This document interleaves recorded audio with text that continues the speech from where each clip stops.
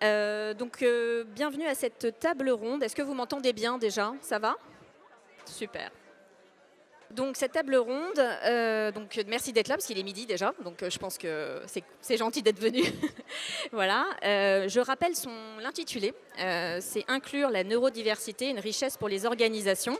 Je précise qu'il n'y a pas de point d'interrogation à la fin de cet intitulé, c'est tout l'objet de cette table ronde. Alors on estime entre 15 et 20% de la population concernée par une forme de neuroatypie, qu'il s'agisse du trouble du spectre autistique, du trouble de l'attention avec ou sans hyperactivité. Il y a aussi le haut potentiel intellectuel ou encore les troubles 10. Je précise que cette définition elle est lacunaire puisqu'on va y revenir juste après pour donner quelque chose de plus exhaustif pour comprendre ce qu'il y a derrière la neuroatypie et derrière la neurodiversité. Alors en entreprise, cette diversité, cette neurodiversité, elle reste encore beaucoup vue avec disons le prisme du risque. Il s'agirait en fait d'une différence ou de différences qu'il faudrait accompagner, compenser. Et en fait, aujourd'hui, notre intention, je dirais, pour cette table ronde, c'est de montrer que c'est réducteur d'abord, et que ce n'est pas une fragilité, mais plutôt un gisement de potentiel à révéler, mais qu'il faut peut-être de l'effort et aussi du temps. Et alors, on a beaucoup de chance parce qu'on a les chiffres avec nous. Je vais vous partager un certain nombre de chiffres que j'ai pu relever, et ce sont des études qui sont facilement accessibles en ligne si vous les creusez. Alors il y a HP Enterprise, Deloitte et Accenture qui ont en gros fait on va dire un faisceau d'études et qui disent en gros que les équipes neurodiverses, elles apportent plus de performance, plus 30% de performance collective, 2,5 fois plus d'idées et donc plus de créativité, 1,4% de chiffre d'affaires en plus et une baisse de l'absentéisme. Donc les chiffres, c'est super, c'est intéressant, mais on a compris que le vrai sujet, c'était surtout de changer de regard.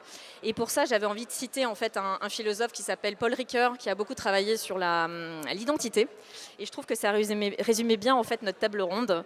En fait, il parlait ainsi de l'autre. Il disait reconnaître l'autre, c'est reconnaître en lui une capacité. Et ça me semblait important de le partager parce que c'est vraiment ce qu'on a envie de faire aujourd'hui autour de cet échange. Et se poser la question ainsi, comment passer d'une logique de tolérance à une logique de reconnaissance? Comment faire de la neurodiversité, ou la diversité cognitive plutôt, un levier de transformation, de créativité mais aussi de performance durable?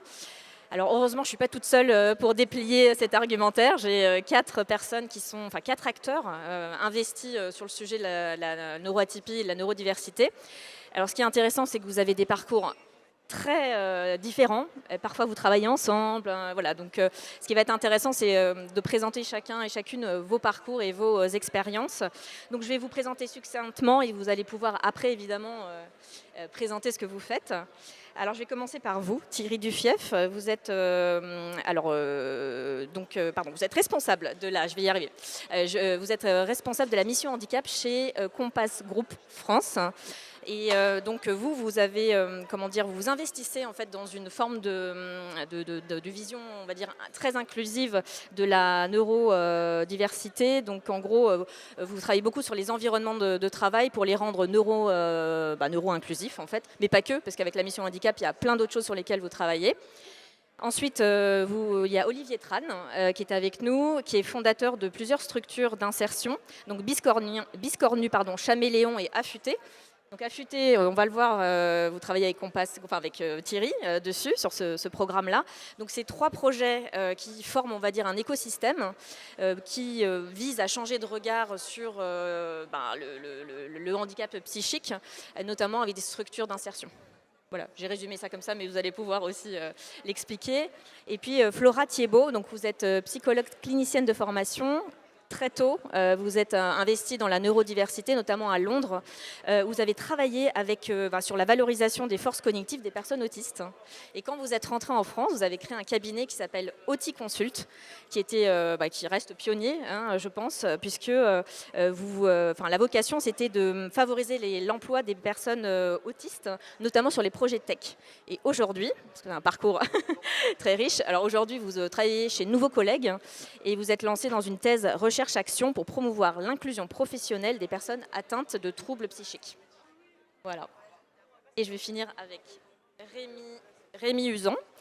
qui a aussi créé un cabinet qui s'appelle Authentique. Et c'est un cabinet de conseil en stratégie et en innovation. Et alors vous, c'est intéressant parce que vous placez la diversité cognitive au cœur de la transformation grâce à des approches, des outils, mais aussi ce que vous appelez des neurotalents. Voilà, donc merci beaucoup d'être avec moi pour cette table ronde. Comme je le disais dans l'introduction, je pense que ce qui est important, c'est de revenir sur la définition des termes, parce que en préparant même cette table ronde, notamment avec Flora, on en a discuté, qu'est-ce qu'on met derrière la neuroatypie, qu'est-ce qu'on met derrière la neurodiversité, et pour avoir un cadre de réflexion, ça nous semblait important de revenir sur cette base-là. Donc Flora, je me tourne vers vous, et donc est-ce que vous pouvez redéfinir les termes de neuroatypie et de neurodiversité? Avec plaisir. Tout le monde m'entend bien? C'est bon?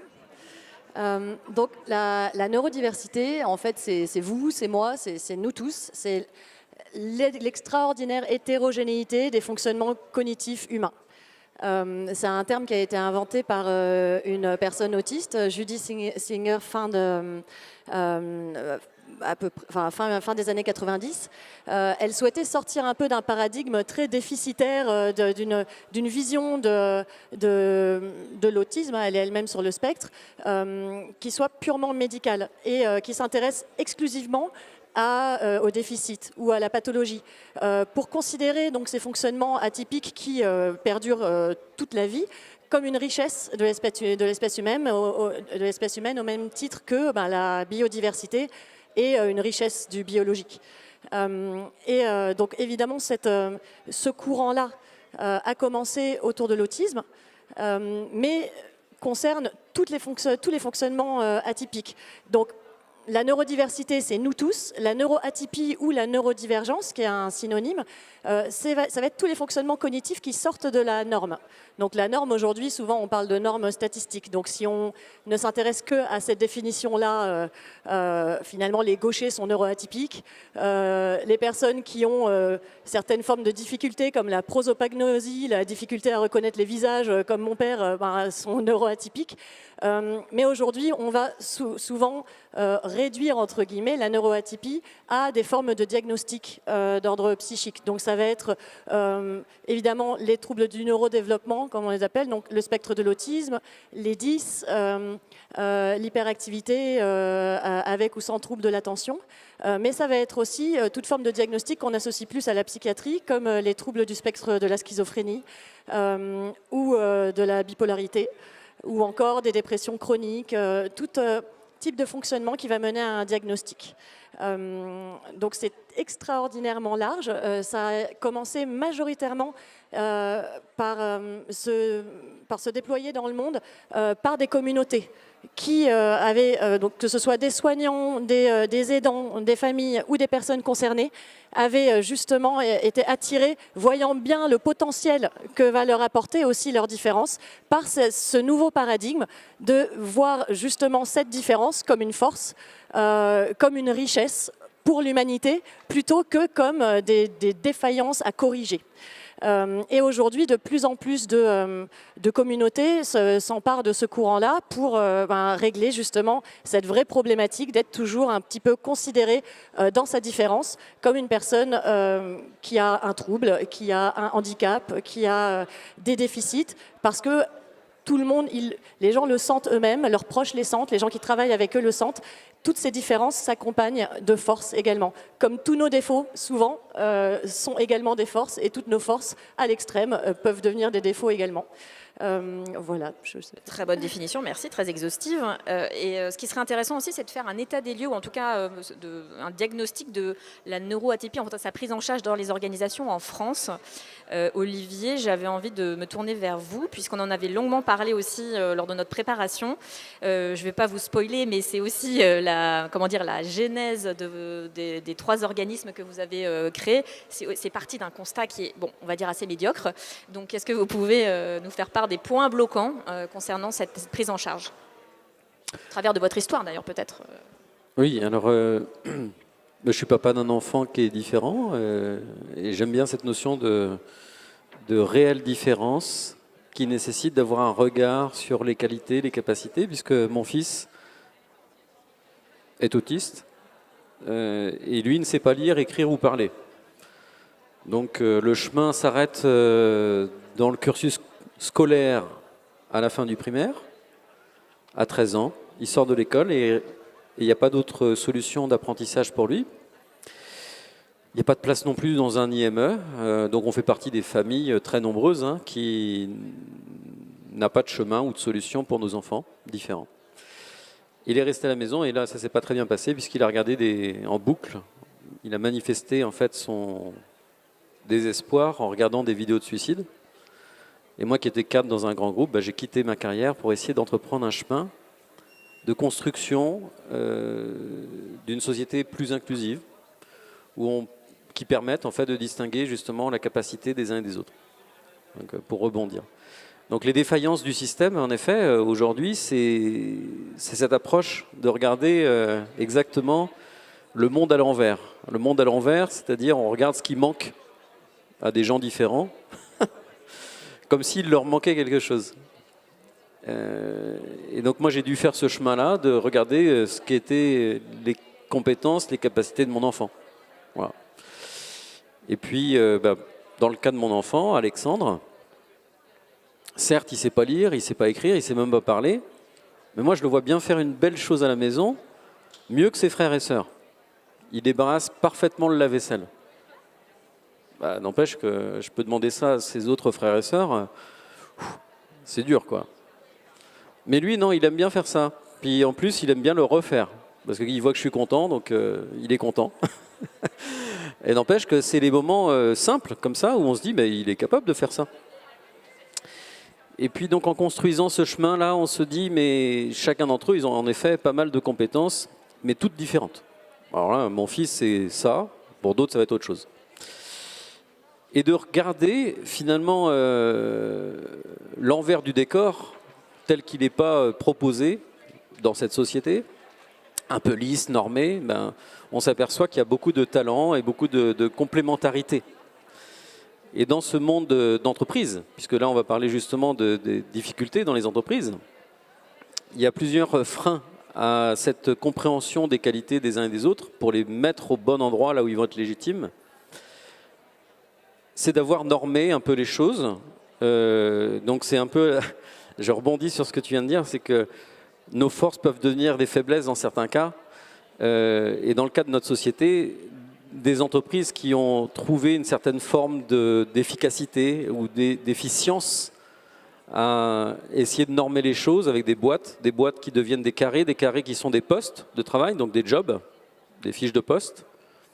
Et en fait, ces fiches de poste-là, elles sont très normées, elles sont très carrées. Et nous, nos enfants différents, ils vont pas forcément être comme les carrés, quoi. Ça va être comme des ronds, des triangles. Et donc, il y a un problème d'assemblage. Vous savez, comme tous les enfants qui essaient d'encastrer des cubes ou des ronds dans les jeux, là, ça va pas marcher, quoi.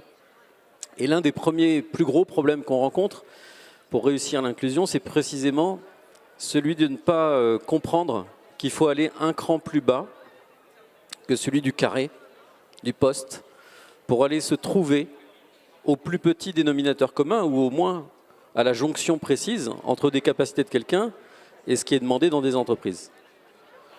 Ce dénominateur commun, nous on l'a appelé des tâches élémentaires, et c'est tout le sens de notre projet, d'essayer de trouver ce petit dénominateur commun. On a appelé ça des tâches élémentaires parce que c'est des tâches qu'on ne peut pas disséquer, qu'on ne peut pas encore ventiler sur plusieurs personnes. C'est une personne qui va faire une action pour le besoin d'une entreprise. Donc, je donne un exemple. Éplucher une pomme, c'est une tâche élémentaire. Débarrasser un lave-vaisselle, c'est une tâche élémentaire. Je ne sais pas, changer les draps d'un lit, c'est une tâche élémentaire. Mettre en rayon dans un supermarché, vous voyez, des boîtes là dans un supermarché, c'est une tâche élémentaire. Et ainsi de suite. Et là, on se rend compte que, en effet, si on est capable d'avoir un bon discernement sur ce qui est demandé par un employeur dans une entreprise, si on le décompose dans des tâches élémentaires, on va pouvoir profiler chacune des tâches élémentaires pour que ça corresponde à un profil. Donc mon enfant, il ne sait pas lire, il ne sait pas écrire, il ne sait pas parler, mais comme il sait débarrasser un lave-vaisselle, ça donne des bonnes indications sur sa capacité de discriminer des choses, des couverts, des verres, des assiettes. Ça donne aussi une bonne indication sur sa capacité de pouvoir ranger au bon endroit, d'être assez précis dans sa motricité. Et donc, on a bâti en fait tout un système qui va permettre d'identifier les caractéristiques d'aptitude nécessaires pour chaque tâche élémentaire et en parallèle, pour chaque personne, neuroatypique, enfin différente, on va essayer de trouver quels sont ses talents, ses aptitudes et ses compétences. Et on va simplement faire un matching. Donc on a fait une sorte de Tinder, mais en version manuelle, hein, et appliqué pour la neuroatypie, de façon à ce qu'on essaye de résoudre cette problématique d'inclusion en partant du point commun, le point commun, entre un employeur qu'on passe comme Thierry et tous ces jeunes, dont mon fils. Voilà. Merci. On va revenir sur les actions que vous avez menées dans vos 3 organismes, Affûté, Chaméléon et Biscornu. Merci pour cet état des lieux et ce constat. Je vous propose de passer un petit peu à ce que vous faites, à l'action. Est-ce que vous faites beaucoup de choses, en fait, chacun dans différentes structures. Donc je vous propose de présenter succinctement, je ne sais pas, parce qu'il y a beaucoup de choses à dire, mais voilà, les missions principales qui montrent vos actions en termes de neuroatypie. Et donc Thierry, donc je rappelle juste, donc vous êtes à la tête de Mission Handicap chez Compass Group France depuis 2022. Mais ça fait longtemps que vous êtes chez Compass Group, vous allez peut-être y revenir. Et alors j'aimerais que vous reveniez sur la vocation aussi de cette mission handicap et comment elle agit en fait pour favoriser l'insertion, mais aussi la compréhension de cette neuroatypie en fait. Bonjour à toutes et à tous. Alors chez Compass Group France, on a une mission handicap depuis 2018. On a été sous accord agréé sur les 6 dernières années. On avait un partenariat déjà ou un début de partenariat avec l'association Affûté où des chefs de nos restaurants accueillaient le vendredi après-midi du coup des affûtés, parce que les apprenants du coup on les appelle des affûtés, pour des sessions de travail et en fait autour d'une technique culinaire ou d'un plat. Et donc tous les vendredis après-midi ou un vendredi après-midi sur 2, nos chefs accueillaient un petit groupe et du coup les former sur des techniques culinaires ou des plats. Ensuite, on a décidé d'aller un peu plus loin. Et merci Olivier, parce que c'était aussi du coup une impulsion d'Olivier. Et donc du coup, on a co-construit des formations de 420 heures, donc environ sur une dizaine de mois, donc dans nos restaurants.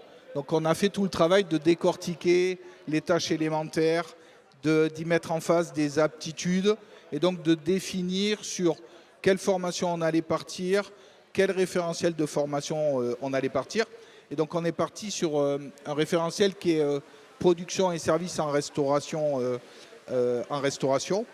Et donc on a co-construit cette formation avec l'équipe pédagogique de l'association Affûté.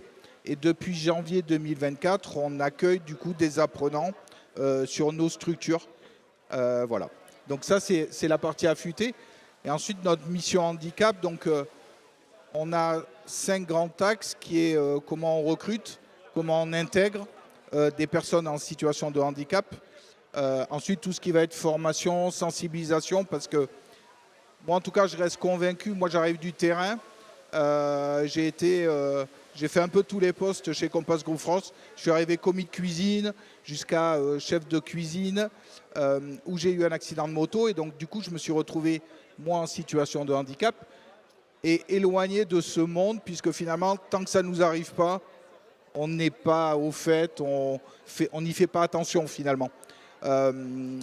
Et donc, du coup, l'entreprise a fait le choix de me garder dans ses équipes, et ce qui m'a permis d'y évoluer, puisque du coup, de commis de cuisine, je suis passé à aujourd'hui, je suis responsable quand même de la mission handicap pour le groupe. Et donc, du coup, c'est une grande fierté pour moi, mais c'est aussi une grande fierté pour le groupe. Et donc, il y a aussi toute cette notion de maintien dans l'emploi et comment on travaille pour maintenir nos collaborateurs qui peuvent se retrouver du jour au lendemain en situation de handicap, puisque ça arrive plus fréquemment que chacun peut le penser finalement. Donc voilà, donc, et moi je reste persuadé qu'il faut acculturer les équipes, acculturer les personnes comme vous, comme moi, parce que finalement, on peut mettre toutes les belles actions qu'on veut sur le papier, on peut avoir plein de bonne volonté et plein d'engagement. Si on n'a pas l'acculturation des équipes et si on n'a pas moi, ce que j'appelle une sensibilité, bah, du coup, on n'arrive à rien finalement. Donc ça, c'est un axe qui est important, qui me semble très important dans notre politique handicap. Et c'est pour ça qu'on travaille aussi au plus près du terrain. Et en tout cas, moi, je m'attache depuis 2022 à être près des équipes, près des opérationnels. Et faire de la paillette, c'est joli. Du coup, c'est bien commercialement parlant, mais ce n'est pas ça qui fait avancer les choses. Donc ça, c'est un autre axe de notre politique handicap. Ensuite, il y a tout ce qui va être la formation. Et donc, du coup, la partie affûtée vient se greffer dans cette partie formation. Et puis, tout ce qui est achat avec le secteur protégé adapté. Voilà. Du coup, depuis 2022, cette politique menée nous a permis de passer de 4,5% de taux d'employabilité de personnes en situation de handicap à plus de 8% à fin 2024. Voilà, et on est encore en progression cette année.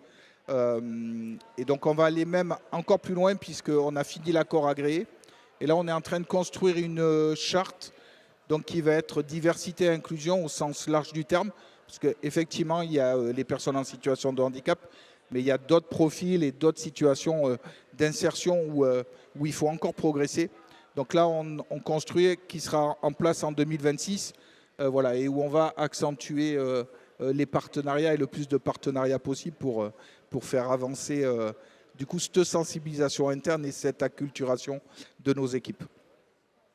Voilà, je pense que j'ai à peu près tout dit. Bravo, merci. Donc je vais faire juste la transition avec... Non, il y a Olivier, pardon, parce que en fait, comme vous avez travaillé ensemble, je pense que c'est intéressant juste de reprendre le flambeau, si je puis me dire ça. Donc je rappelle, Olivier Tran, donc vous avez donc travaillé sur Affûté, mais pas que. Il y a Biscornu et Chaméléon. Et donc...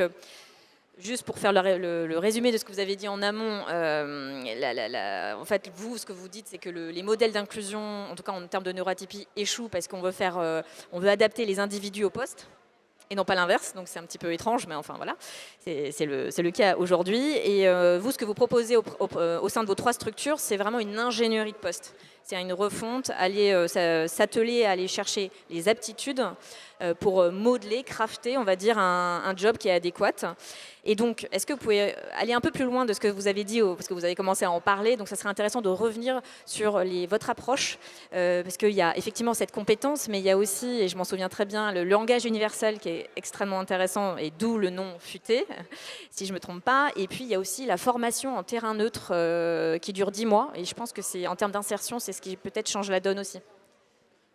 Oui, merci pour cette occasion-là. Donc il y a plusieurs points qui étaient, à mon sens, assez problématiques pour réussir l'inclusion de nos enfants différents.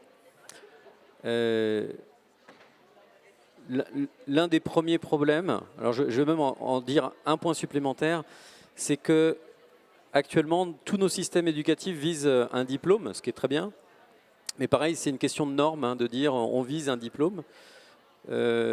Donc dans le cas de certains jeunes, ça peut être très compliqué de pouvoir atteindre des CAP, des BEP, des Bac Pro ou autres diplômes. Donc nous on inverse cette logique de la formation en disant on ne sait pas du tout jusqu'où tu iras, toi le jeune, on ne sait pas. En revanche on sait une chose, qui ne tente rien n'a rien, donc on entreprend ce chemin, d'accord ? Et on va essayer d'aller jusqu'où on pourra, tous les deux. Et donc, on va prendre une première tâche élémentaire. Si ça marche, jackpot. On dit succès, victoire. Déjà là, il a gagné. La personne a gagné. Et si ça marche, on enchaîne avec la deuxième tâche. Il y arrive. Victoire, ça marche. Et ainsi de suite. Vous comprenez ? Donc, ce qui évite d'avoir le coup près d'un objectif trop ambitieux, qui peut-être ne pourrait pas être atteint, mais on ne le sait pas. Mais peut-être qu'il pourrait être atteint aussi. Donc nous, on le vise, on visualise surtout un objectif progressif en disant on va de victoire en victoire jusqu'où on pourra. Ce qui fait que déjà on inverse la logique de l'éducation habituelle en disant tu vas passer ton diplôme, eh bien pas nous. On vise l'emploi. Et l'emploi, ce n'est pas un diplôme, Le diplôme permet l'emploi. Mais nous, on va voir les employeurs comme Thierry, et on dit Thierry, tu as plein de tâches dans ton groupe là. Si des jeunes, ils arrivent à faire correctement le job, en quantité, en qualité, tu es d'accord pour les embaucher? Et il a dit bien sûr. Et en fait, c'est le cas pour tous les employeurs. Donc nous, on fait un shortcut, on évite de dire le diplôme est impératif et indispensable dans notre société. En fait, non. Ce qui est impératif et indispensable et ce qui est souhaité par des employeurs, c'est qu'ils réussissent à faire des tâches. Okay, c'est ça. Donc là-dessus, on inverse les choses. Deuxièmement, en effet, il y a un problème avec, je dirais, la projection mentale qu'on peut se faire de ce qu'on ne connaît pas. Notre cerveau est un peu étriqué, et pour tout le monde, hein, quel que soit le cerveau et quelle que soit la brillance de la personne, hein, on est ainsi fait, quoi. On ne peut pas se mettre dans votre tête, enfin moi je ne peux pas être dans votre tête. J'ai une limite de compréhension de vos émotions, vous-même d'ailleurs, vous avez une limite de vos propres émotions, de compréhension. Donc on est ainsi fait qu'on est assez limité. Et donc on va avoir beaucoup de préjugés et de biais cognitifs. Ah oui, c'est ainsi fait aussi, on va faire des raccourcis parce qu'on ne connaît pas tout, on n'a pas de perception complète des choses, et donc on va faire des raccourcis mentaux. Ce qui nous permet d'être sécurisés, d'avoir moins peur des choses. Parce que si on se dit oh, c'est infini et on ne connaît pas plein de choses, ça fait plus peur. Donc on fait des raccourcis. Mais dans le cas de la différence telle que sont nos enfants, ça crée un énorme problème, cette projection mentale de ce qu'ils ne pourraient pas faire ou de ce qu'ils pourraient peut-être faire. Donc les gens projettent en disant peut-être qu'ils peuvent pas. Ce qui inhibe complètement l'action d'essayer. Vous comprenez? Si jamais les gens projettent un peu des incapacités ou des problèmes qu'eux-mêmes auraient vis-à-vis d'un porteur de handicap, ben, ils ne vont pas essayer. Juste pour ne pas être en échec, par peur de l'échec, la peur de l'échec. Donc nous, on va dire, halte là, pas de problème, on va te mettre en situation de faire avec. Donc on ne va pas te faire un cours sur ce que c'est que le handicap, on ne va pas te faire un cours sur ce que c'est que l'autisme, la trisomie, la dyspraxie, etc. Dès le premier jour, tu vas être en situation de travail, de faire quelque chose avec quelqu'un qui est différent. Donc on évite ce biais cognitif et on les installe dès le premier moment dans des formations où ils vont devoir faire des recettes. D'accord ? Donc on saute ce petit problème du biais cognitif. Et après, on les installe dans un terrain neutre. Le terrain neutre, ça veut dire l'employeur va dire bah, moi, je ne sais pas si je veux bien tenter. Mais si je ne suis pas sûr d'y arriver, je ne peux pas l'embaucher avant d'être sûr qu'il va y arriver. Donc on dit banco, on va se créer un espace de formation de 10 mois, là, où on va essayer.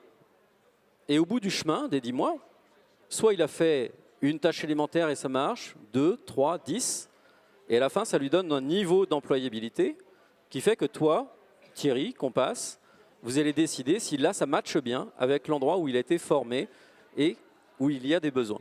D'accord ? Donc 10 mois de formation qui sont dans l'esprit et l'intention de les employer à la fin, mais c'est de la formation, ce n'est pas un CDI dès le départ, et ce temps de rencontre, il permet de baisser les barrières sur « j'ai peur de ne pas savoir faire avec un jeune », et donc nous, on va venir avec des experts du handicap pour former, acculturer, comme parlait Thierry, comme disait Thierry, on va acculturer ces équipes de Compass pour savoir faire avec nos enfants différents. Donc on vient coacher des salariés de l'entreprise Compass pour former nos enfants. Vous comprenez ?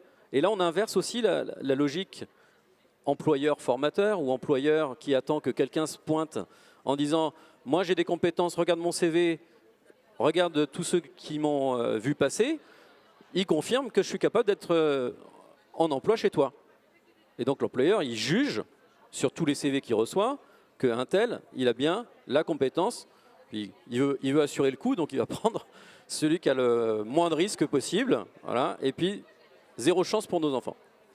Donc on dit, maintenant on inverse les lunettes, c'est plus toi qui vas être le juge, toi Compass, tu vas devenir le formateur de nos enfants. Ah, bah ça change tout. Parce qu'ils ne vont pas juste attendre que quelqu'un se pointe avec un CV en disant « je sais faire ». On repose sur Thierry, sur Thierry mais tes collègues, on repose sur les collègues de Thierry la responsabilité d'emmener dans la réussite chacun des jeunes. Vous voyez, mentalement, ça n'a plus rien à voir. Ça veut dire que ces chefs de cuisine, ils ont la mission de les emmener dans la réussite de l'emploi. Et ça va, comme on inverse le regard, ça va inverser aussi la dynamique. Ça veut dire que le chef de cuisine, il va mettre tout ce qu'il peut, parce que ça repose sur ses épaules, que le jeune qu'on lui a confié là, bah, il réussisse un emploi chez lui. Donc il va se donner à fond.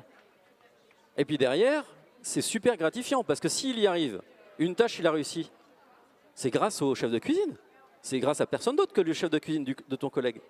Donc du coup, en termes de mental, ça veut dire que là, le formateur, qui est l'employeur, ben, il devient aussi lui-même gratifié d'avoir fait réussir quelqu'un. Vous voyez?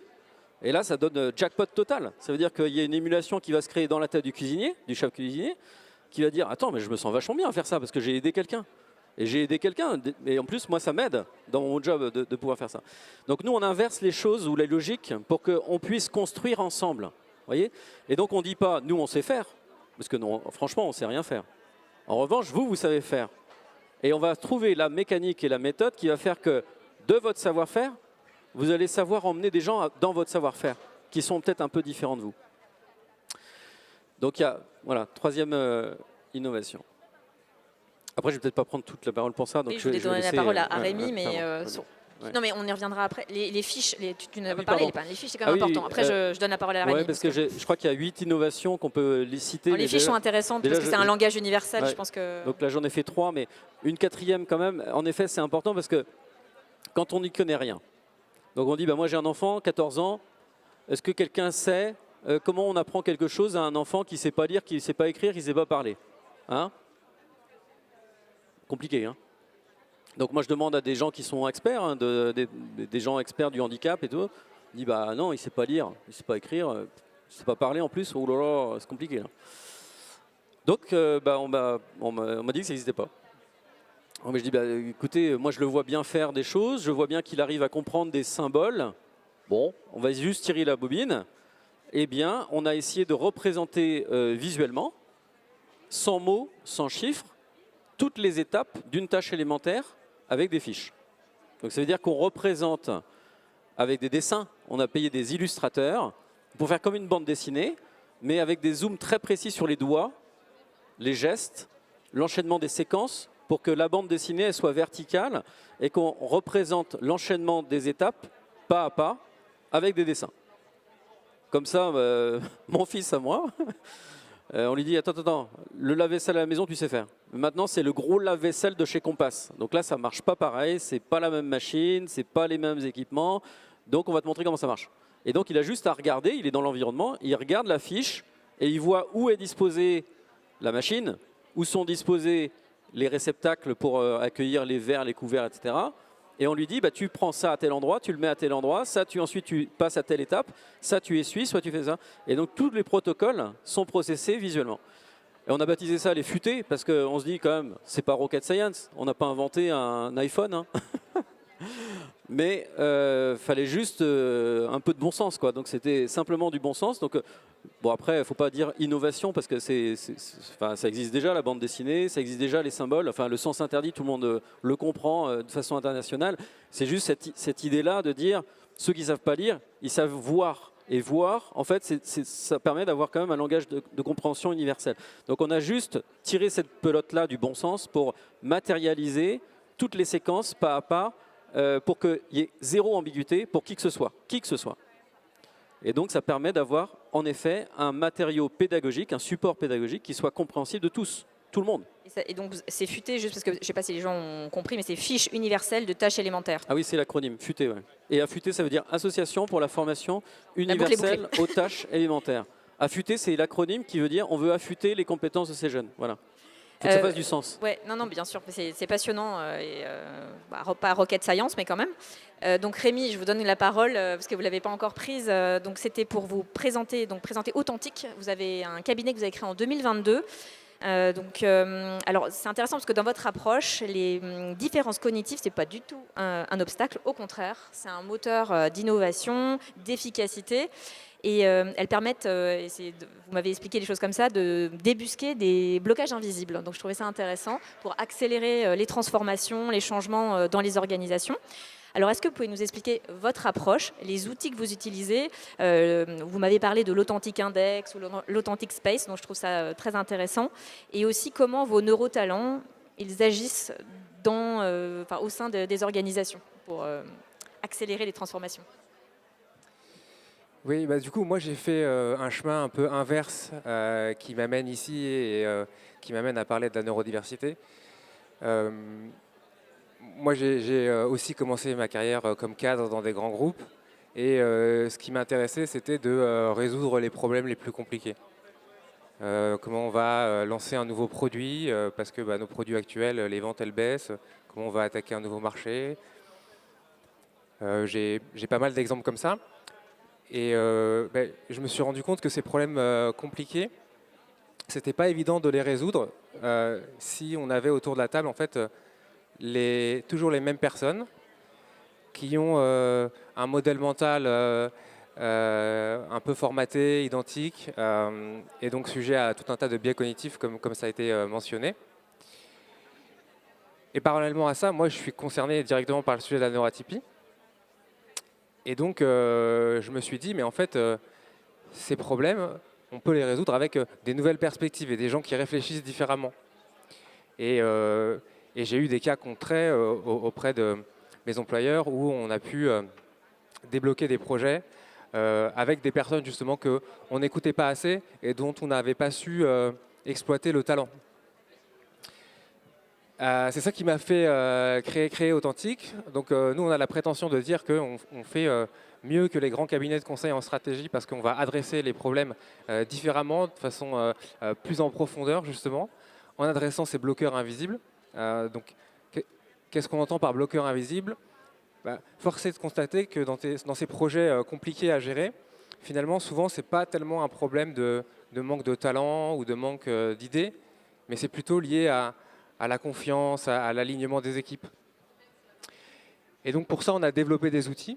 Et donc par la neuroatypie, finalement, on s'est dit, on va utiliser cette expertise qu'on s'est construite pour adresser la neurodiversité ou la diversité cognitive en général.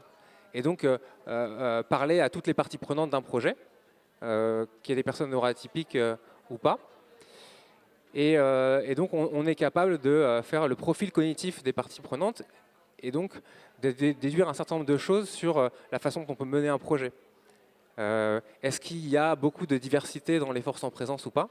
Est-ce qu'il y a des aspects sur la façon de prendre des décisions, la résilience au risque, ou ce genre de choses qui sont là où il y a peu ou beaucoup de diversité? Et puis, on va évaluer aussi le niveau de collaboration.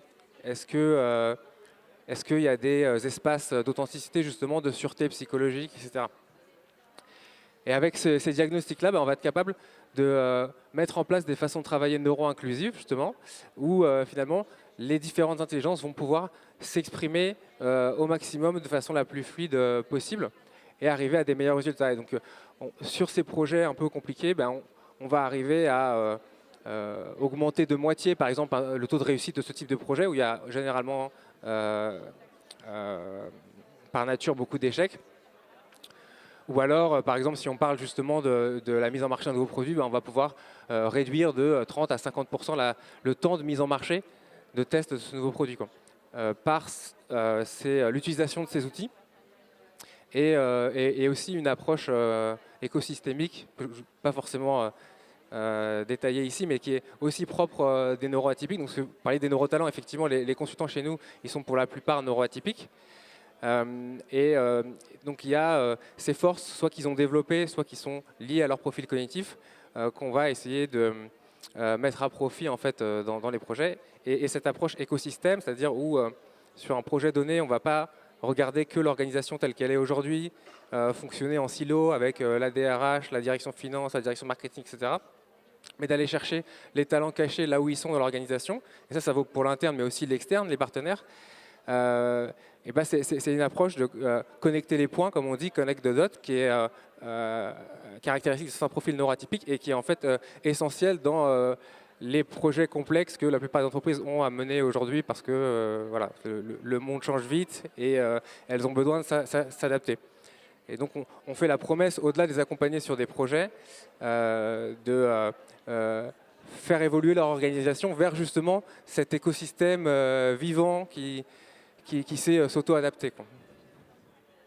Merci beaucoup.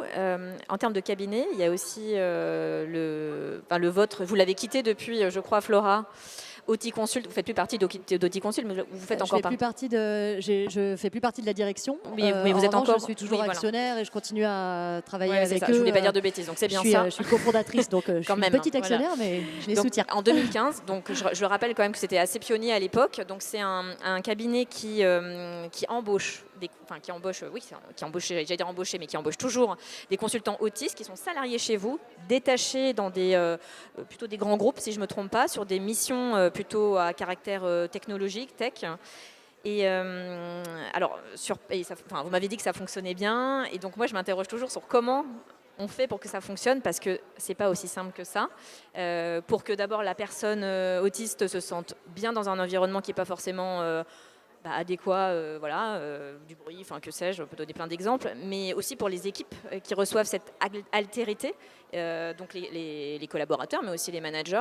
Donc comment on fait pour créer, je n'ai pas envie de dire d'écosystème, mais cette équipe, cette dynamique pour que ça fonctionne? Parce que dans le quotidien, on est tous pris par des livrables, dans la tech, j'imagine que voilà. Donc comment on fait pour que ça fonctionne? C'est quoi votre secret sauce, comme on dit? Déjà, le secret, il est dans le modèle un petit peu d'OT Consult qui serait peut-être moins nécessaire aujourd'hui. Il y a eu quand même énormément de progrès en France dans les 10 dernières années sur l'ouverture d'esprit des employeurs, mais bon, on n'en est quand même pas encore là. En tout cas, en 2013, quand d'Angleterre, j'ai commencé à regarder ce qui se passait en France pour avoir un impact sur l'accès à l'emploi, franchement, il n'y avait rien, à part le dispositif Passe-Passe à Lille, qui était très, très innovant. Et en fait, après plusieurs entretiens, je me suis quand même vite rendu compte que les employeurs dans l'entreprise, dans le milieu ordinaire, n'étaient pas prêts à confier des contrats pérennes sur des missions à haute valeur ajoutée. Ils avaient peur, peur du risque RH, peur des compétences, de l'instabilité, toutes les peurs qu'on connaît liées à la santé mentale finalement. Et donc l'idée d'avoir créé il était très important pour moi de pouvoir non seulement offrir une stabilité économique, donc un contrat en CDI, mais aussi d'avoir des personnes qui sont vraiment projetées dans le milieu ordinaire du travail, parce que l'impact, ce n'était pas seulement social. Donc là, à un moment, au max, on a eu jusqu'à 29 consultants en même temps chez OT Consult. On en a eu une soixantaine qui sont passés, donc 58 en 10 ans, et puis qui finalement ont eu leur premier pied dans l'emploi, puis ont pu avoir accès à d'autres, après obtenir des doctorats qu'ils voulaient avoir, ou des emplois dans des niches comme la vulcanologie, comme des passionnés de météorologie ou autres. Mais l'idée, c'était qu'en gros, le risque RH, entre guillemets, qui fait peur aux employeurs, il est pris par OT Consult, qui s'appelle maintenant Auticon, puisqu'on est on est filiale du groupe Auticon allemand, qui est maintenant dans 16 pays avec plus de 500 consultants sur le spectre. Donc, ces personnes-là sont projetées en tant que consultants externes chez nos clients. Donc, il y a moins de risques. La mission peut s'arrêter du jour au lendemain. Ils ne portent pas. Ils n'ont plus besoin d'avoir peur. Et en plus, la manière dont l'équipe va accueillir cette personne, dont elle va être sensibilisée, le soutien qu'il peut y avoir lié à tout type de problèmes liés à la santé mentale, c'est OT Consult qui s'en occupe. Donc c'est cette espèce de triangulation entre un modèle de coaching qui est géré par OT Consult, le consultant qui va travailler en mission chez le client au sein d'une équipe complètement ordinaire. L'important, c'est l'impact sociétal, parce que sur cette soixantaine de consultants, il y a eu plus de 300 missions.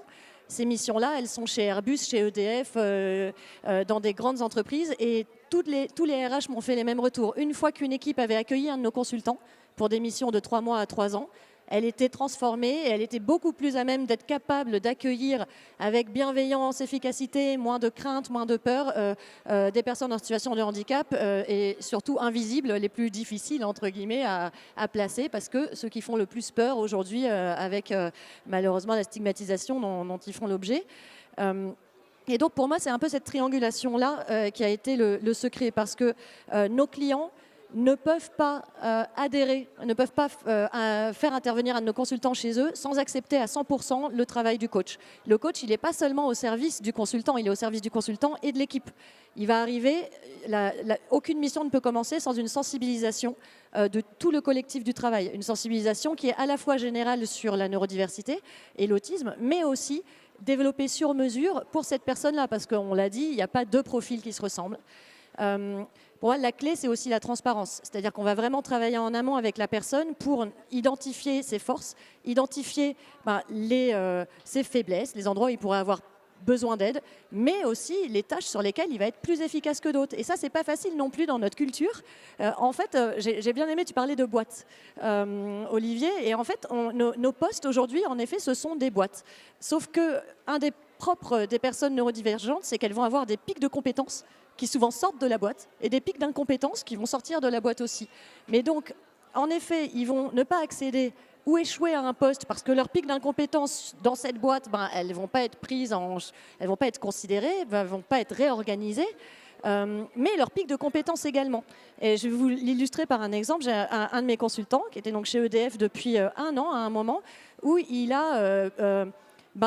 finalement, je trouve la présence d'esprit de m'exprimer, j'étais sa coach, au sein de son équipe, ils étaient une dizaine de consultants, développeurs en informatique. Les développeurs, en général, ils aiment développer, mais ils doivent tous relire le code des autres. Ça s'appelle la lecture de code croisé, et souvent, ça les ennuie.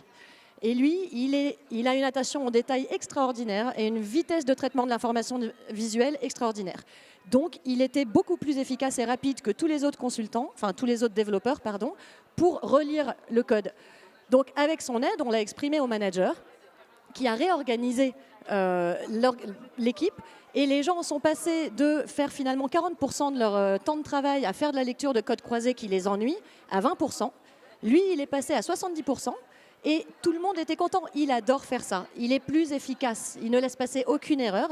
Il aime développer également, mais ça s'accompagne d'autres tâches. Par exemple, il a beaucoup de mal à documenter son code. Donc ça veut dire documenter, c'est expliquer avec des mots ce que tu as essayé de faire dans ton code.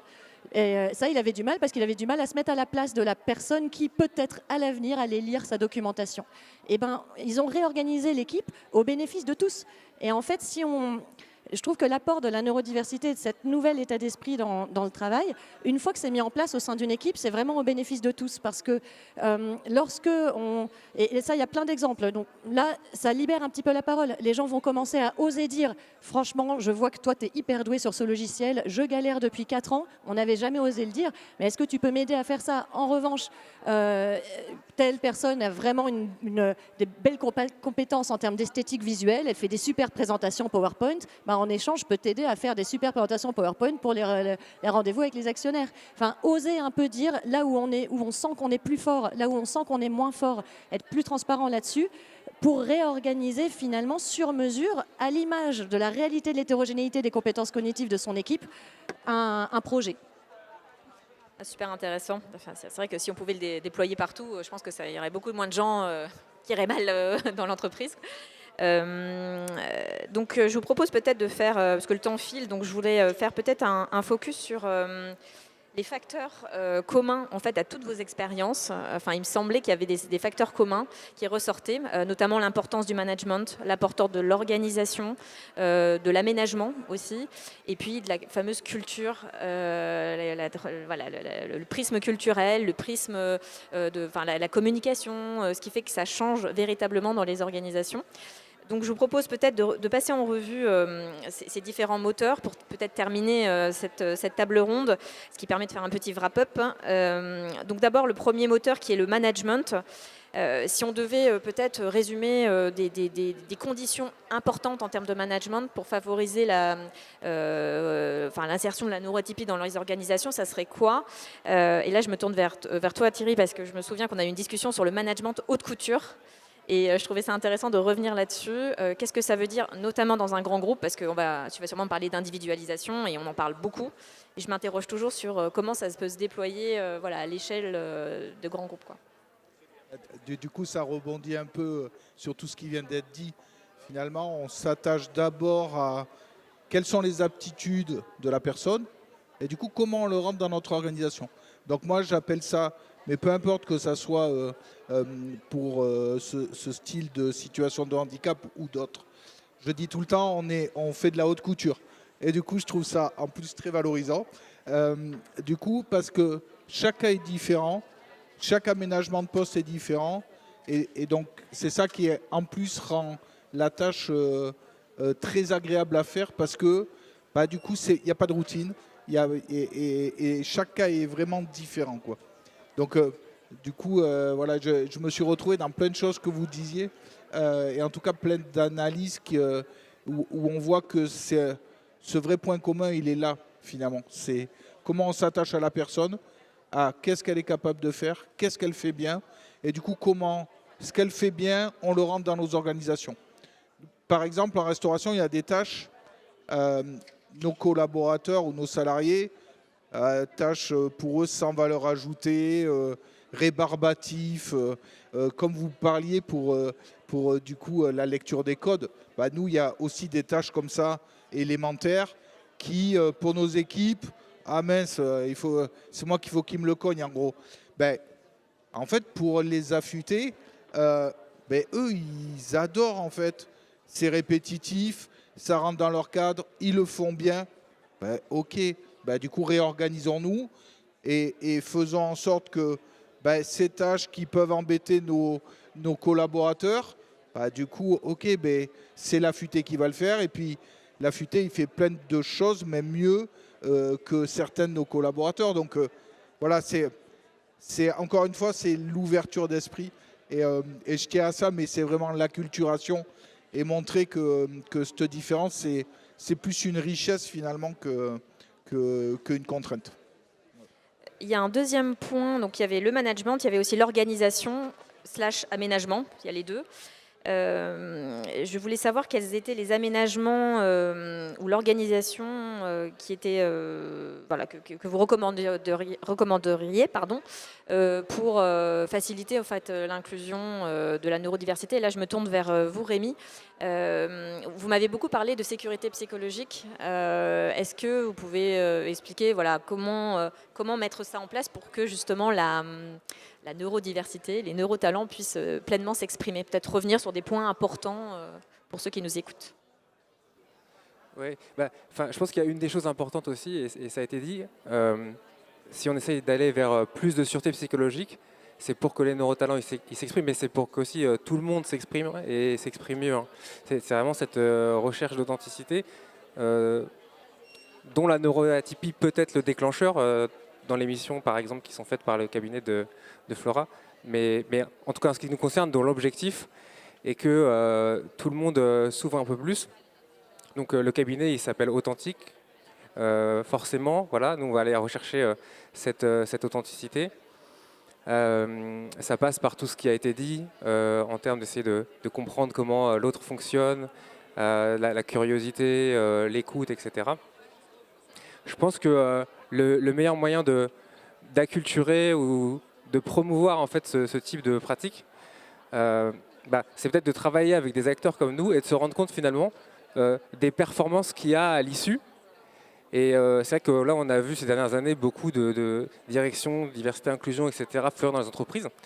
Et je trouve qu'il y a un côté un peu frustrant dans leur démarche, c'est que on va exprimer des bonnes intentions, communiquer, et c'est clairement mieux que de ne rien faire du tout. Mais quand on arrive à démontrer que finalement la différence, elle a permis de lancer ce nouveau produit qui nous a permis de passer devant le concurrent, là, il n'y a plus besoin de communication, j'allais dire, il n'y a plus besoin de direction diversité inclusion, quoi. Donc c'est aussi vraiment finalement par la pratique et les résultats, parce que une entreprise, c'est quand même fait pour gagner de l'argent, et donc voilà, si on arrive à démontrer qu'il y a un retour qui n'est pas uniquement social ou philanthropique, pour moi, c'est clair. Il y a un... Ah, tu voulais réagir? Ouais. Bien Vas-y. rebondir. Mission handicap. Parce qu'effectivement, on parle de performance depuis tout à l'heure, mais du coup, ça enrichit sur plein d'autres choses. Nous, nos équipes, toutes nos équipes qui ont accueilli un affûté, on retrouve une cohésion équipe, un projet humain, où aujourd'hui on parle beaucoup de performance, il faut être meilleur que le concurrent, mais il n'y a pas que ça en fait. Le travail, ça se définit quand même pas que par la performance. En tout cas, j'ai envie d'y croire encore. Et donc du coup, il y a une vraie cohésion d'équipe. Et on a même des chefs, et Rémi, un chef qui était dans les premiers, finalement, qui donne des formations et qui aujourd'hui a une autre approche de comment il forme même des personnes qui ne sont pas en situation de handicap. Parce que son expérience avec les affûtés fait que ça l'a amené vers finalement une autre façon de voir les choses, une autre pédagogie. Et du coup, voilà, il excelle aussi dans la formation parce qu'il a vécu cette expérience, quoi. Voilà. Et dernier point, si vous permettez, du coup, ça amène aussi aux apprenants. On a Martin, par exemple, c'est un des premiers qu'on a accueilli. Aujourd'hui, du coup, il a été embauché chez Compass Group France. Aujourd'hui, il va prendre un appartement en colocation. Aujourd'hui, il est autonome dans les transports en commun. Enfin, voilà. Et finalement, notre action a été un déclencheur. Donc voilà, je trouve que c'est un ensemble qui est beau et c'est des belles histoires qu'il faut arriver à mener, quoi. Alors un dernier point, merci pour cet ajout, c'est la culture d'entreprise. On en parlait notamment avec toi, avec vous Thierry, je ne sais plus, bref. Alors effectivement, en termes de culture d'entreprise, ça veut dire la transformation du fameux regard. Et on croit souvent à tort que on fait de la formation, case est cochée et les choses fonctionnent. Bon, on sait bien que ça ne fonctionne pas comme ça. Et du coup, moi je me pose la question de... Pardon, j'ai entendu. Pardon. Donc en fait, je pensais qu'il y avait quelqu'un qui parlait. Excusez-moi. Oui, donc en fait, on pense à tort que la formation suffit, mais en fait non. Et donc je me posais la question de quels outils en termes de transformation, d'acculturation fonctionnent pour que qu'on soit vraiment dans une expérience collaborateur inclusive et non pas on fait 3 formations e-learning et puis on est content. Après, il y a des obligations, j'imagine, mais et je me tourne vers vous, Flora, parce que je sais que vous travaillez maintenant avec nouveaux collègues sur un beau projet, donc vous allez peut-être nous en parler. Et dedans, l'objectif de ce projet, donc c'est une recherche action-recherche, pardon. Et le but, c'est de créer une boîte à outils pour les organisations pour favoriser justement l'inclusion des personnes avec handicap psychique. Donc, est-ce que peut-être il y a des outils dedans qui pourraient être intéressants de partager pour finir? En fait, le but de créer cette boîte à outils et aussi des preuves académiques de la valeur ajoutée, de l'impact sur le rétablissement de la personne, le rétablissement avec un grand R, pas le rétablissement, c'est-à-dire l'absence de symptômes médicaux, mais le rétablissement sur le bien-être, le sentiment d'être en capacité d'avoir un contrôle sur sa vie, de l'accès au travail. Et en fait, moi, je vais faire une recherche-action qui va évaluer le dispositif que je suis en train d'intégrer aujourd'hui, nouveaux collègues, et on en revient sur cet impact sur la culture. Si j'ai rejoint nouveaux collègues, donc c'est un dispositif hyper innovant qui s'est lancé en avril. C'est un groupement d'employeurs associatifs. Donc aujourd'hui, 3 grands employeurs de France se sont alliés. C'est LVMH, Colas et Siemens pour intégrer ce groupement d'employeurs associatifs. Mais l'idée, c'est qu'il y a un maximum de grands employeurs de France à l'échelle nationale qui le rejoignent à terme. Et le modèle atypique, c'est l'idée de créer au sein de ces entreprises ordinaires des départements entiers dont l'organisation et le management est adapté à des personnes qui vont avoir des problèmes de santé mentale, qu'ils soient en situation de handicap psychique ou qu'ils aient eu un burn-out invalidant. C'est à la fois de l'intégration dans l'emploi. Il y a des gens qui arrivent des ESAT, des gens qui arrivent de l'hôpital, des gens qui sont sans emploi depuis des années, mais aussi c'est des départements qui vont pouvoir accueillir pour les maintenir dans l'emploi des personnes qui, par exemple, chez Siemens, vont décompenser, développer un trouble psychique. C'est les premières années que la rupture avec le monde du travail se fait.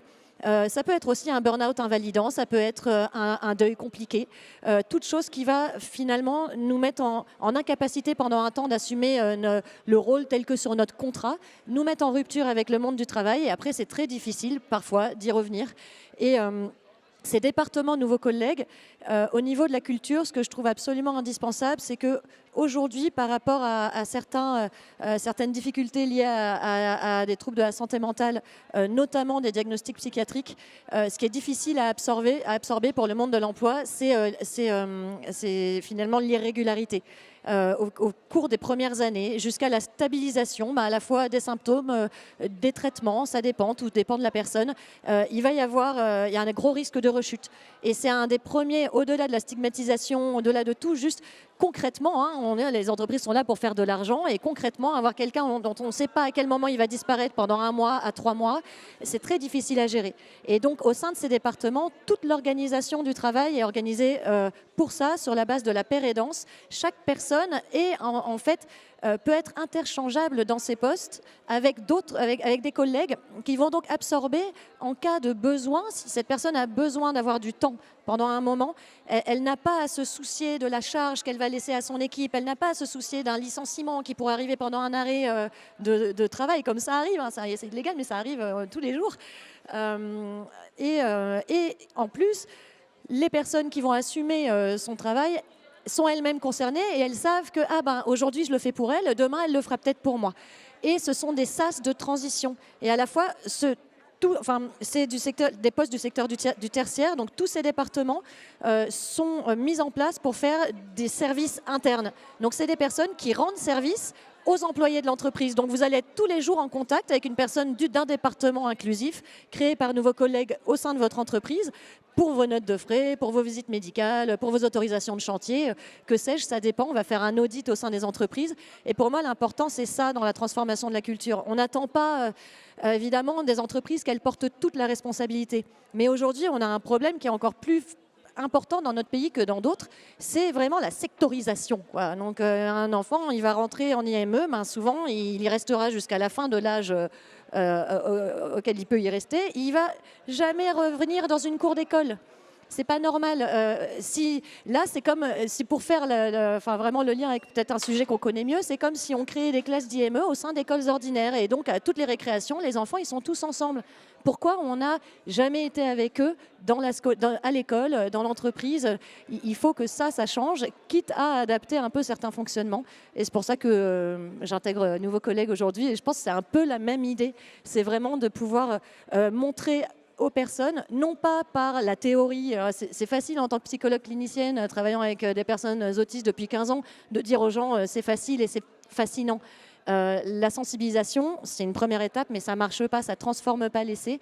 L'expérience d'une collaboration réussie avec une personne en situation de handicap psychique ou une personne sur le spectre de l'autisme, quelle que soit sa différence, là, ça change la donne. Et pour la vie, pour les managers, pour les collègues, voilà. Très belle conclusion. En fait, on est time out là, et en fait, je voudrais qu'on prenne des questions. En fait, je ne sais pas si ça vous dit. Il y a une personne. Ouais, je vais apporter. Je vais descendre. Oui, bonjour. Je sais pas si on m'entend. Bonjour, merci pour vos interventions. J'ai entendu beaucoup de choses effectivement dans vos interventions qui étaient assez riches. D'accord. Comme ça, c'est mieux. Il y a un élément sur lequel je voudrais entendre votre avis, c'est sur on est dans un salon de la santé mentale, sur le bien-être des personnes neurodivergentes. Je m'explique, j'ai entendu des choses qui sont quand même relativement limites sur le fait notamment, par exemple, d'avoir un emploi. Comment est-ce qu'on fait pour s'assurer que ça correspond bien à ce qu'ils veulent? Et comment est-ce qu'on fait pour s'assurer que ils sont bien contents là où ils sont? Voilà, la santé mentale des neurodivergents dans l'entreprise. Merci. Qui veut prendre la parole? Je sens. Bah oui. C'est exactement pour ça que je me replonge dans la recherche 10 ans après. Parce que j'étais en recherche en neurosciences cognitives sur les forces cognitives des adultes autistes en Angleterre pendant 4 ans, il y a 10 ans. Il y a 15 ans maintenant. Et là, en fait, l'idée de mener une recherche-action sur le dispositif Nouveaux Collègues, c'est aussi sur la base de la théorie du rétablissement et des capacités, c'est-à-dire sur vraiment une vision du rétablissement qui est autour du bien-être de la personne et de sa capacité à se projeter, son sentiment d'avoir repris le contrôle de sa vie, ce qui est vraiment une grosse problématique aujourd'hui, c'est qu'on va pouvoir mettre une étiquette sur un ancien patient guéri, parce que ses symptômes sont stabilisés, alors qu'il n'a pas d'emploi. En soi, il n'a plus les symptômes liés à son diagnostic d'origine, mais comme vous et moi, dans la même situation, il a des problèmes d'anxiété, de mauvaise estime de soi et de dépression parce qu'il est exclu socio-professionnellement. Donc c'est l'idée aussi d'évaluer, de prouver ou de ne pas prouver l'impact positif de l'intégration dans l'emploi en milieu ordinaire sur le rétablissement des personnes elles-mêmes, mais aussi, c'est pour ça que c'est une recherche-action. Si c'était qu'une recherche académique, je m'arrêterais là. C'est une recherche-action pour définir justement quel type d'évaluation, et de quel type de profil au sein des départements inclusifs qu'on va créer, on a besoin pour s'assurer de ça. Donc ça va me permettre de construire un poste aussi de référent psychosocial, parce qu'il y a la santé psychique, mais il y a aussi le social. Il y a beaucoup de personnes qui vont être à risque ou alors ils craignent d'être à risque en reprenant un emploi, de perdre l'allocation adulte handicapé, de perdre certains avantages sociaux qui vont mettre des mois à récupérer s'ils perdent leur emploi. Et on sait que 3 mois, ça suffit pour être à la rue quand on est parfois dans des situations très précaires.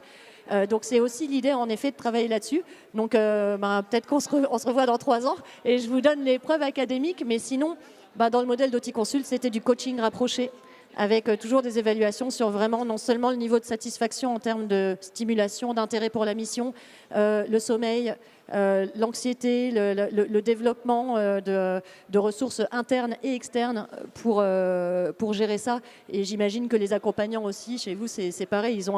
C'est leur premier objectif, c'est quand même de maintenir le bien-être, parce que pour nous tous, sans ce bien-être-là et cet équilibre, à terme, il y a un impact sur la qualité, évidemment, du travail. Donc c'est win-win. On va prendre une dernière question s'il y en a une. Désolée, on est obligé de limiter parce qu'il faut que tout le monde fasse une pause, je crois. Voilà. Bonjour, je suis rentrée par hasard, pas complètement, puisque je suis psychologue et je travaille en psychiatrie adulte. Et depuis 30 ans. Ma question allait vers, je trouvais la fin de votre intervention plutôt optimiste et pleine d'espoir, en effet, que les personnes qui sont sans emploi pour cause de problèmes liés à leurs difficultés mentales, enfin moi je dirais, qui puissent avoir une place dans les entreprises, ça c'est sûr, et être valorisés avec toute la place, tout le rôle social que peut donner le travail, ça c'est en effet, c'est vraiment beaucoup d'espoir. Ma question était, est-ce que vous allez aller vers aussi les CMP adultes pour justement constituer votre boîte à outils, pour un peu vous informer aussi sur les difficultés que les personnes, les patients, les patients, ou on peut les nommer comme, les personnes qui auront des difficultés ont sur le travail, quelles difficultés ils ont, et vraiment être au plus près aussi de ces données en fait qu'on peut avoir dans les CMP ou qu'on peut avoir aussi dans les GEM, qui sont des regroupements aussi que les personnes font, je dirais les anciens malades font pour avoir un réseau social et se créer eux-mêmes, parce que les personnes sont aussi elles-mêmes très inventives. Ça aussi, c'est un point, pas forcément dans le travail d'ailleurs. Il y a de l'invention ailleurs que dans le travail. Mais c'était plutôt aller vers les CMP pour avoir des données des personnes qui sont en difficulté. Les personnes qui rejoignent Nouveaux Collègues, dans tous les cas, ils proviennent soit de CMP. Quand je parlais d'hôpitaux, c'est majoritairement des hôpitaux de jour ou justement aussi des centres médico-psychologiques. Ils peuvent venir aussi d'associations comme Clubhouse ou la Maison Perchée. Ils viennent beaucoup aussi des AT.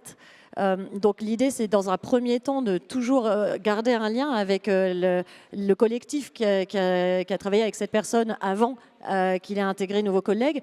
Mais l'idée aussi dans la définition des besoins de ce poste-là, qu'on appelle aujourd'hui théoriquement le référent psychosocial, c'est d'assurer une transition. Parce que ces personnes-là, une fois qu'elles n'auront plus de lien avec les AT qui les a accueillis pendant 10 ans avant de nous rejoindre, il faut qu'ils soient remplacés par un SAMSA, par une structure, même un GEM. Ça dépend quels vont être ses besoins à long terme, mais des rôles que l'employeur ne pourra pas assumer. Et c'est là que, j'en parlais avec Philippa tout à l'heure, justement, c'est là que ça va être assez innovant et intéressant de réfléchir à ce poste-là. Comment est-ce que, sans être intrusif, dans la vie personnelle et la santé de la personne, surtout pas, jamais, avec toujours la personne elle-même. Comment est-ce qu'on peut vraiment créer un collectif autour du rétablissement qui inclut le travail en milieu ordinaire au sein de ce collectif-là, de faire un peu tomber cette scission entre le médico-social et l'emploi, puisque en fait, sinon, il n'y a pas de continuité, quoi. Et ça amène à des rechutes probables. Donc, pareil, c'est un des projets. Dans le cas des jeunes qu'on accompagne, on fait un groupe de travail avec toutes les structures médico-sociales, la famille, le jeune, l'employeur. Et c'est un travail collectif, parce que ça ne marchera pas juste seul. Voilà. De toute façon, c'est juste la base, hein, de dire on est tous une partie prenante qui avons des clés du succès de la personne. Donc c'est tout. Donc après, nous, on ne fonctionne que comme ça. Et donc on fait même des conventions avec les structures médico-sociales pour que le jeune vienne en formation et en emploi derrière. Mais si jamais il y avait le moindre aléa, eh bien, ils sont toujours là. Et c'est partie maintenant des dispositifs de la loi. Donc ça veut dire que c'est obligatoire pour des ESAT ou d'autres, hein, de pouvoir recueillir ou accueillir de nouveau si jamais il y avait un aléa. Donc une chute ou je ne sais pas. Voilà. Merci beaucoup. Il est 1h10. Merci de nous avoir suivis. Vous étiez là à midi, donc bravo, c'était courageux. Merci beaucoup. Et puis la prochaine, elle est à 14h, je crois, la prochaine. Donc merci, bonne journée.